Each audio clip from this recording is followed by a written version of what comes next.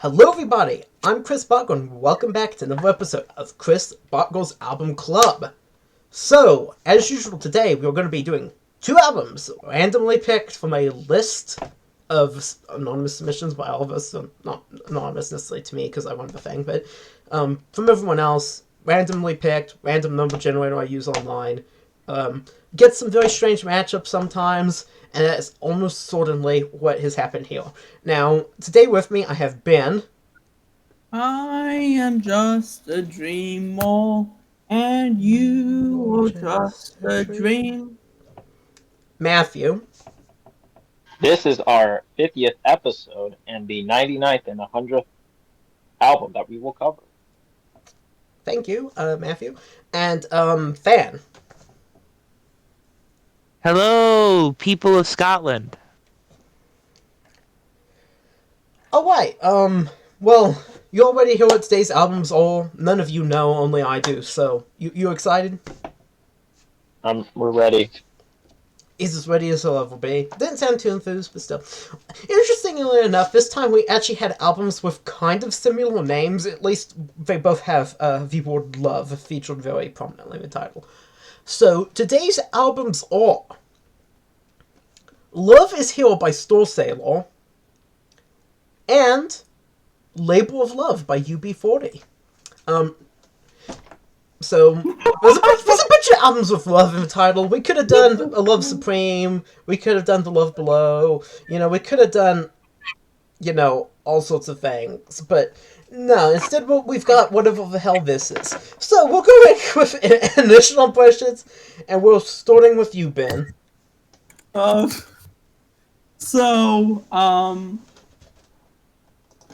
don't even know what the first thing is. I don't know what Starsailor is. I hope it's prog rock. Because if it's not, I don't know what it is. Anyway, I'm not looking it up right now. I usually do. I'm not. I did look up Label of Love because I already know what UB40 is. They're like this weird reggae cover band. Can I correct you for a minute, Ben? They're not actually a cover band, but they're mostly famous for doing cover albums, of which this, I believe, is one of them. They apparently do have original material, it's just nothing that ever became popular that you've ever heard. And you won't be hearing it today, either. They're like a very electronic pop 80s reggae cover.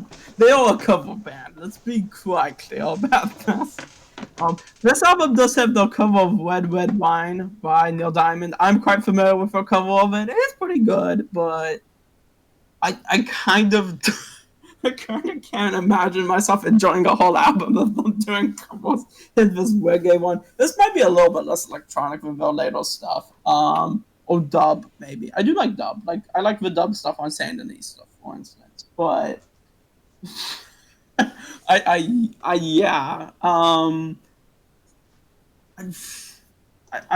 don't know what the first thing is, and the second thing, I mean, I'll go into it with an open mind, but it kind of seems like a joke. Especially for a 100th album, UB40. I mean, I have my suspicions of who picked it. But It's fitting, Ben. It's fitting. Everything's fair game on the album club. We do very strange pairings quite regularly. It's fitting that our 50th episode and our 100th album is just some kind of just random stuff. I mean, to be fair, I don't dislike UB40, but they really strike me as a singles act. Very much a singles act. Like, you get one or two good singles every few years. So, maybe there's some hidden gems here, but I do like reggae. I don't know. I hope Starsailor is good, is all I gotta say. Anyway, Matthew, go ahead. I have zero thoughts on both of these albums, and I'll just listen to them when I can. Alright, Matthew, keeping an open mind, that's always good. Hopefully we'll make the later part of this video much more interesting. Fan.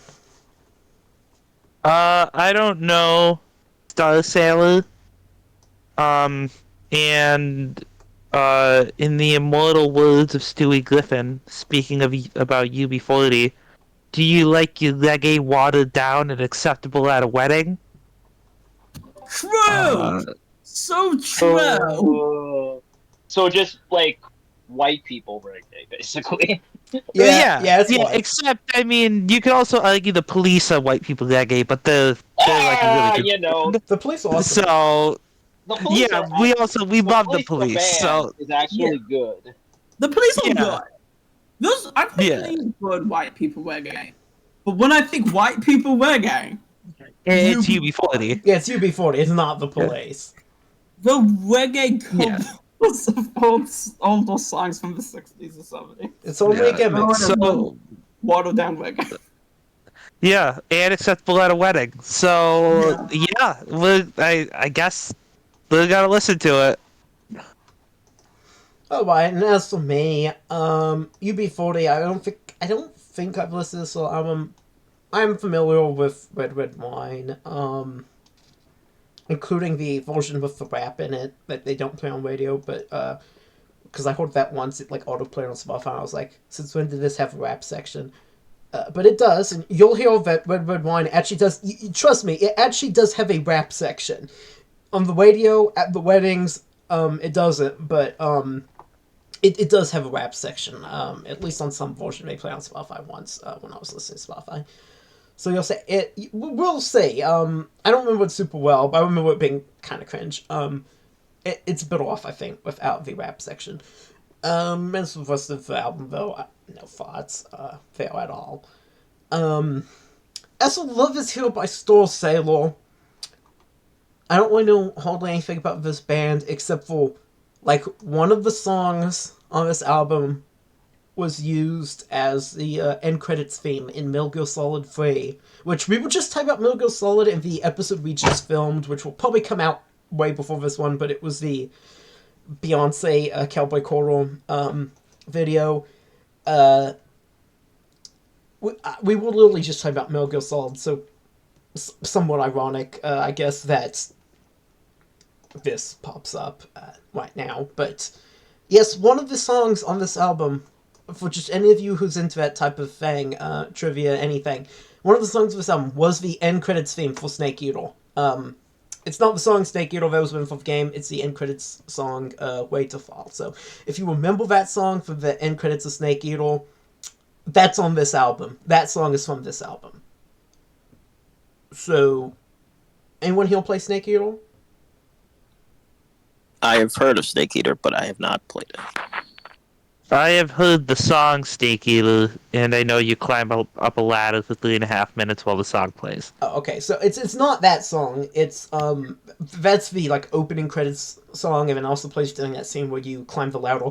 Now, the gal who sang that also sang the end theme of Castlevania Symphony of the Night. It was just a random trivia for you.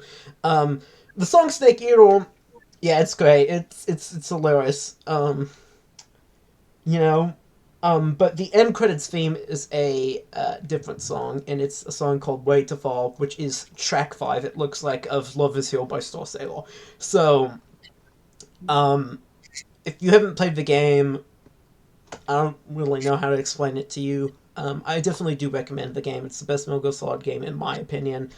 It's just really great story, gameplay throughout. I'm a big fan. Probably the best PS2 game, almost certainly the best PS2 game. They're also going to be remaking it soon, apparently on PS5. Also, I hear if I'm not necessarily playing a game for remake, but I do really love the original. And one of these songs was, I'm familiar with just that song, none of the rest of this album, none of the rest of this band. I have no clue if any of this sounds like it, but I am familiar with. It's a little bit of a Melodramatic song, but it's Way to Fall, track 5. Was the end credits song for Snake Eater. Metal Gear Solid 3 Snake Eater. So, I think I already talked about UB40, so that's about it for me. Just, I guess, a little bit of trivia for our audience there. So, we're going to go listen to these albums. Hopefully we'll have something more to say that's not necessarily Metal Gear Solid related, or, maybe not even wedding related, although I expect we will hear about weddings again when we get to UB40. But hopefully, I could go for some wedding cake right now. So hopefully, we'll go listen to the UB40 album, and we'll come back with a goodie bag or something, maybe some leftover cake from the wedding. And we're going to go listen to these albums now, and we'll be right back. Alright, we're back and have listened to the albums, and we're here to give our thoughts on them. First album was Love Is Here by Starsailor. Very important to remember which album we're on this time, since they both have love in their title and aren't albums we're super familiar with, but it is the Starsailor album, not the UB40 album. So, Love Is Here by Starsailor. Ben, what were your thoughts on this album? Oh, I was prepared to talk about UB40 first, but we could start. The Starsailor album I thought was decent in certain aspects, but kind of weak in others. So let's start with what I thought was good on it, because there was quite a bit. I thought that some of the songs were musically really strong. I'm thinking songs like Love Is Here. I think particularly stood out on this regard. Or maybe it was Taco Down. Probably it was Taco Down. And also, of course, the most famous in UK song on here, Alcoholic. But altogether, I did think a lot of the instrumentals on here were pretty good. I think a lot of them were pretty clearly descended from Britpop, which this is British rock from right after Britpop. So that's not that surprising. I did see a lot of like kind of lush usage of keyboards, and it felt like it was very produced. Maybe even a little overproduced, but I think it was fine. Like I think that this album, in terms of production, sounded good. I think that the instrumentals were good. The lyrics, on the other hand, were, I wouldn't say bad. That would be going too far. But they seem to be a little melodramatic in basically every single song. Alcoholic. It has her alcoholic father's eyes, and I mean, I can't say every lyric for it because I don't know them all, but it's like very melodramatic. There's lots of things about like people breaking up in a very melodramatic way. She just wept. It was just all extremely melodramatic. The singing wasn't bad. The singing was quite good from James Walsh, the singer. Like, I don't want to shit on him. And I don't want to, I don't want to shit on the lyrics too much, but they were rather melodramatic in my opinion. But in terms of instrumental, I thought it was pretty good. I've heard that the album Harvest by Neil Young was an influence for this, so really, and I do think I could hear that, though I think it mostly resembles that if it was like take it up a little bit into pop. I must say that one of the bands that this album reminded me of was Coldplay. Now Coldplay's audio stuff, so that's less of a problem, I guess. Though not the Vida La Vida out. You know what I mean? Album that we did. Altogether, I liked this album. I enjoyed listening to it, but the just constant stream of melodramatic lyrics and songs. I mean, I'm not gonna say I didn't enjoy it, but it makes me think like there's some real limitations here. But like, if I was to make a playlist with 100 songs, there are a few that were like, I don't know, I'm remembering the late 90s, early 2000s. Would a few songs on here work well? Yeah, I'm sure they would. I think it's better than Nickelback. It's definitely better than Nickelback. The production's better than Nickelback, and singing is much better than Chad Kruger. His name is actually Kruger, but everyone calls him Kruger. But it's all right. Chris says, quote, hating on Nickelback is cliche, Ben. That's true. Like, this is how you remind me is not all that bad. That would also be, if I was making a playlist of all 2006, that would also be on it, so. But, like, Nickelback's lyrics, they were also melodramatic, like this. And The singing is boss and the production is boss, including on This Is How You Remind Me. The production on that is actually quite bad. I think that this. I mean, I think that this is a good. Yeah. Actually, I'm not sure if it's a good album. I think it's a alright album that is well produced and sung and played, but it is very melodramatic, and I do think that that detracts from the quality quite a bit. Matthew. I thought this album was fine. It's like Ben said, it kind of that's a good point that it reminded him of early Coldplay. Basically the first couple albums that they did before they quote unquote sold out, I guess. I thought the songs are pretty okay. They weren't bad whatsoever. I wouldn't say that it was memorable. And also the final track, Coming Down, for like the first 2 minutes, there was a song, and then like the rest of the song, like since it's around like a 10+ minute song, the first 2 minutes had the lead singer singing, and then the rest was basically just silence, which was a choice. But I thought this album was fine. Fan. This album was definitely better than I thought it'd be. It was not like an exceptional album, but I'd say it's probably in like the top half of albums we've done since I've joined. Maybe I would have to go through and double check that, but the point stands is it's probably better than about at least half the stuff we've done.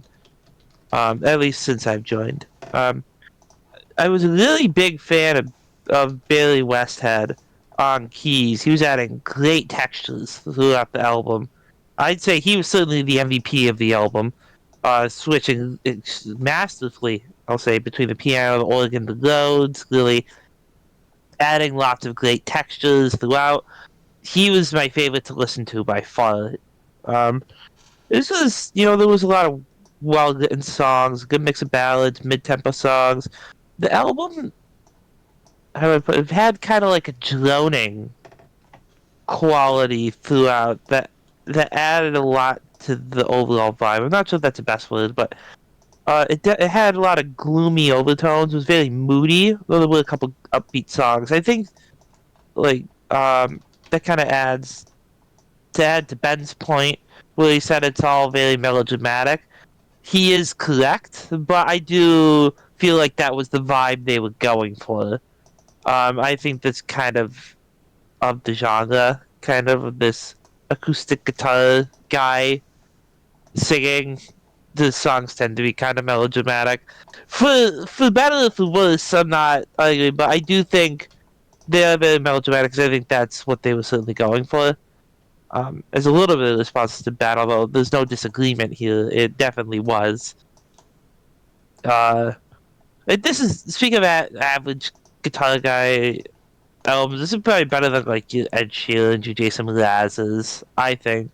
It's certainly no Bob Dylan. It's definitely no like Jim Croce. We did one of his albums, that was fantastic.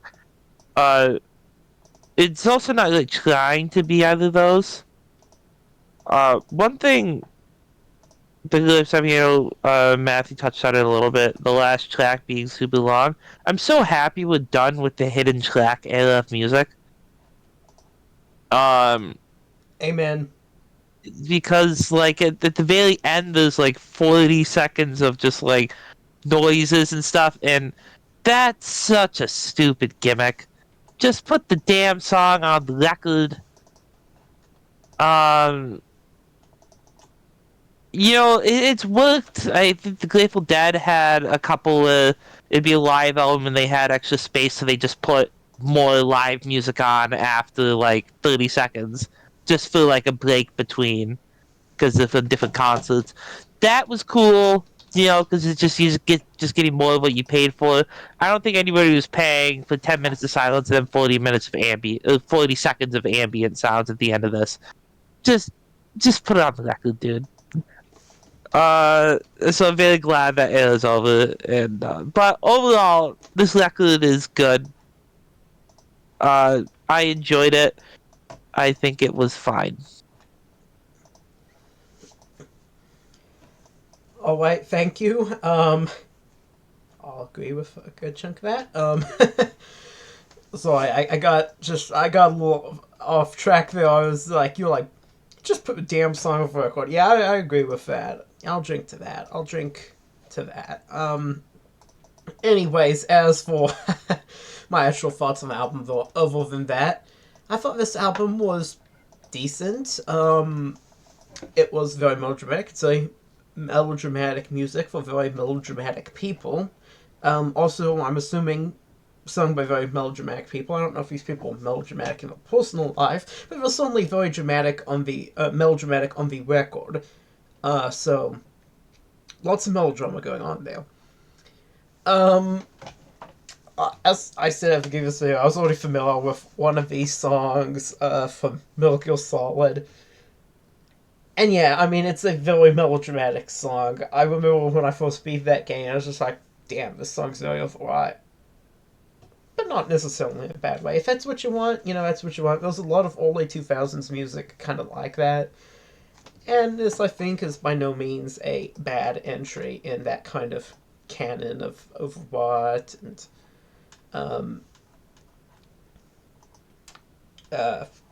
I lost my train of thought there, but overall, early 2000s music. It kind of sounds like Coldplay, yes. So I like this a lot better than the one Coldplay album I've listened to, which is Viva La Vida, which Def and all his friends, that what we did here on the Album Club a little while ago. This was only much better than that. I did find this more textured. I did like the keyboard stuff. It was quite produced. I don't think that's necessarily a bad thing. I did like the single on this also better than I like Chris Martin, I think his name is, from Coldplay. Just saying. The songwriting here was, yeah, a little sketchy maybe. It was pretty melodramatic, but it wasn't that bad. I mean, I didn't find it quite, you know, as problematic as like Ben or Matthew did, because, well, especially Ben, but because it was aiming kind of to be that. That was kind of the style of the time, I guess, in a way. And it is true that it doesn't feel, and fans say this, it doesn't feel like it's particularly directly imitating anyone. Certainly isn't imitating Bob Dylan's style. It's just, I mean, Ben Stiller was influenced by Horvis. I can kind of see that. When I think of a bizarre ballady number that's overwrought as hell, I do think of A Man Needs a Maid.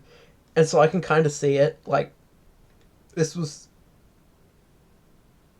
a little maybe overproduced, a little overwrought on the same level as that, so... But no, I generally did enjoy this album. I'm sorry if I'm a bit scatterbrained here, but that's just... It is what it is sometimes. Alright, well, the next album was Label of Love by UB40. I know people had some choice things to say about this already in the little part of this video, but now we've gone and listened to it, and now we're going to our actual thoughts on it. Ben, what were your thoughts? So, all your fan, including Family Guy, called this watered down reggae, and that is acceptable to play at a wedding. That is true. Like, I cannot be denied. It's not really edgy at all. That being said, I thought that this album was pretty good. Or maybe fairly good. I don't know. It's not an illustrious album by any means. But I did think that it sounded pretty good. That a lot of the instrumentals worked pretty well. I thought a lot of the singing worked pretty well. Of course, I was already familiar with some of the songs by UB40. Most notably on this album, Red Red Wine. But I thought that in the full side of the album, I thought it was all pretty solid. At side 2, at the beginning of side 2, they have a couple of course, Neil Diamond's Red Red Wine that was famous. Though, as Christopher noted earlier, this version has what we've been calling a rap verse, though is really a toasted verse. Right, toasted being the Jamaican tone for this, right? It's a reggae rap as opposed to rapping of all form, but it's obviously related to rapping. And I would say that even though Christopher took some pot shots at that section, I thought it was actually pretty good, or at least enjoyable. I thought it was quite enjoyable, very enjoyable even. Is it very serious? No. This album as a whole is not very serious, but that's fine. I mean, maybe you could even call this one melodramatic too. I don't know. Red Red Wine is, I think, pretty much melodramatic. Which isn't UB40's fault, but they didn't write the melodramatic lyrics to it, but still, it's a very melodramatic song. Yeah, it's a very melodramatic song. A lot of the reggae that they cover, a lot of the times it's not actually reggae songs they're covering. Sometimes it is, but sometimes it's songs that'll, reggae covers of other songs. So like with Red Red Wine, they're actually covering the Tony Tribe, version of Red Red Wine and not the Neil Diamond version. They weren't even aware it was by Neil Diamond. They just thought it was some reggae single called In Diamond, which there was somebody with that name, but no, Neil Diamond. I don't know. I will say after Red Red Wine, Guilty, She Caught the Train, Voja Girl, there's so many rebels to cross, which is a cover of a Jimmy Cliff song. But those three, despite Guilty being written by Isaac Hayes, they can't pull that off. They're like, I'm guilty, I'm loving you. Okay, that works if it's Isaac Hayes, because he's good at that. It does not work with UB40, I'm sorry. Similarly, for She Caught the Train, I think that would work in some context. I don't think it works in this one. I don't know. I think that they proved to be a little bit weaker in the last few songs. So altogether, yeah, is it watered down reggae? Yeah. Was it altogether very enjoyable? Also, yes. I like this album quite a bit, even if it's not a masterpiece by any means. Matthew. I thought this album was unserious and is spooky, crazy, scary, hilarious, but altogether was quite a fun time. It is indeed watered down reggae that you find acceptable at a white wedding. This isn't the type of reggae that will cause a revolution. It is very safe. Um, but it was a fun time, and the unseriousness of it all is best personified in the song Red Red Wine, which shows the lengths of this person's experience with Red Red Wine, which is best personified through the lyrics of Red Red Wine, which if I'm allowed to, I will read, which basically says, Red Red Wine, you make me feel so fine, you keep me rocking all the time, Red Red Wine, you make me feel so grand, I feel like $1,000,000 when you just in my hand, Red Red Wine, you make me feel so sad, anytime you see you go, it make me feel bad. Red Red Wine, you make me feel so fine. Monkey pack him, Rizla upon the sweet D-line. Red Red Wine, you give me whole heap of zing, whole heap of zing. You make me do my own thing.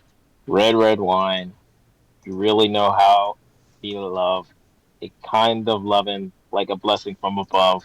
Red Red Wine, I loved you right from the start with all of my heart.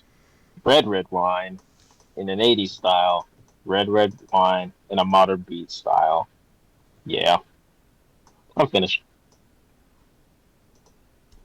Well, that's about it. Van. So full disclosure, I after we did the Dream Theater album, I started taking notes because there were things I forgot that I wanted to say during that album that that I wanted to say, and so then since then that happened with the George Harrison record as well, and stuff. So there were things where later on in the week, you're like, damn it, I meant to say that. I thought I would remember that, and I didn't. So I started taking notes. So you hear me reading off my notes, sometimes ideas, sometimes whole sentences. I didn't take notes for this album because there really just wasn't much to say. It just kind of washes over you. This is the definition of in one ear, out the other. I just didn't really find anything to take notes about, to even think about. This is just white people playing reggae music. And there's nothing wrong with that. That is a perfectly fine thing to do. There's zero wrong with doing that. But they also just don't do it very well. It's just... Matthew said the word unserious. That is the perfect word for this record. This is unserious. And it just exists, and that's okay.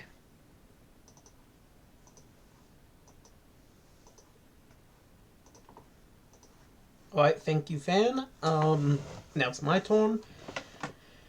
I listened to this album. I think maybe I've listened to this album before. I said that I wasn't sure when we did the opening of this video, and I'm still not really sure. I think it's possible. I think it's certainly possible.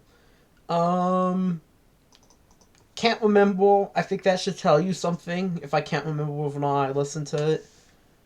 And I still am not sure. I listened to this again. Or maybe not. Maybe it was the first time. And yeah, I remember the song Red Red Wine. And as I said, I clearly remember this rap section that Ben and stuff hadn't heard before. But as the first album, it's just kind of in one ear out the other. It all kind of sounds like Red Red Wine. It's all done pleasingly enough. There's nothing that blows your mind. It really grabs your mind, if you listen to this while doing something, studying or, anything like that, it's not going to distract you. And that's, I guess, okay, but it's also not going to be like, Galaxy Brain or anything while listening to it like you can get from, other better bands on better albums. So I just really don't have much to say about this one. It's inoffensive. It's pleasing enough. And yeah, Red Red Wine, I guess, was the best song on it. I mean, it's the one I remember, although whether or not I'd actually remember it if I hadn't heard it on the radio so many times and on MTV, then, who knows, but, still, it is what it is. I mean, I think there was kind of a consensus here among everyone here on the Album Club as to kind of what this album was like. And I don't know, I'll just leave it at that. So, now we're going on to which album each one of us liked better. Ben, we're going to start with you. Which one of these albums did you like better? I can't believe I'm saying this, but Labor of Love by UB40. Okay. See, this is an interesting one for me, because I have no clue how anyone's going to vote. I wasn't even sure how you were going to vote. I had no prediction whatsoever. And I also don't know how Matthew's going to vote. Matthew, how do you vote? Do you like your reggae watered down and played at a white wedding? Then hop on board. I'm picking UB40. Alright, Fan? Despite UB40 being the catalyst for probably one of the best lines of Family Guy, I am going with Love Is Here because it is far more listenable. Alright. And I am also voting for Love Is Here. Neither one of these was the best album, but I did find that one to be better and at least a little more interesting. So we're tied. It doesn't really happen all that often here on the album club, actually. We only have 4 members. Usually we have at least 3 break for the same thing, but today we have tied, so interesting results, especially for a really odd matchup. So, well, kind of had lost for words there. Oh, this matchup had real 2-2 vibes the whole time. It was kind of just an odd pairing between 2 mid albums, and I of course went with what I enjoyed more, and I will say I got a lot more enjoyment out of the UB40. Not entirely unironically, but still lots of semi-ironic, but semi-unironic enjoyment from it that I did not get from the Starsailor album. I enjoyed the Starsailor album fine, but I listened to it, I was like, what's with this massive gap at the end of this song? That sucks, boo. And then 40 seconds of a gap would be fine. 10 minutes, no. And then, I mean, I didn't mention that, but Matthew Fan did, and I think it's worth mentioning. And then, I don't know. I find UB40 a lot more enjoyable. As I said, not entirely in a good way, but it was still, especially the fall up through Red Wine, I think is a pretty strong, might not be the right word, but enjoyable stretch. It gets weaker after that, or weaker in quotation marks. Guys, I have a confession to make. I skipped over the 10 minutes of silence. I just assumed nothing was probably coming till the end, and so I just skipped over it. I did too. Base fan. I knew something was coming because I looked it up. So I looked up the track listing, it said hidden track. So I was like, I'm not listening to 10 minutes of silence. Well, That's a waste of time. I just knew from the 10 minutes of silence that there was going to be something like that. That's just how it is, so... Did I listen to 10 minutes of silence? Yes, I in fact did while I was walking. You're a fucking idiot. I just didn't turn it off. Alright, now we're going to reveal who picked what album. Does anyone have any guesses as to who picked what album? I say Chris picked both albums. I'm gonna say the same thing. Okay, we were both correct. I picked both albums. Thought they would be interesting to discuss. Maybe I was wrong. But I don't know. I feel like we at least had a good time kind of snorking at them, so... That's about it. I mean, we did have something to say. I mean, we've been at this for over 40 minutes, so... pretty good. Not as long as the last couple episodes that we filmed, but still pretty good. So, if everyone enjoyed hearing our thoughts or snork at these albums, please be sure to like and subscribe. It helps us out a lot. Once again, thank you for watching. Hope you have a great rest of your day, and I'll see you in the next video.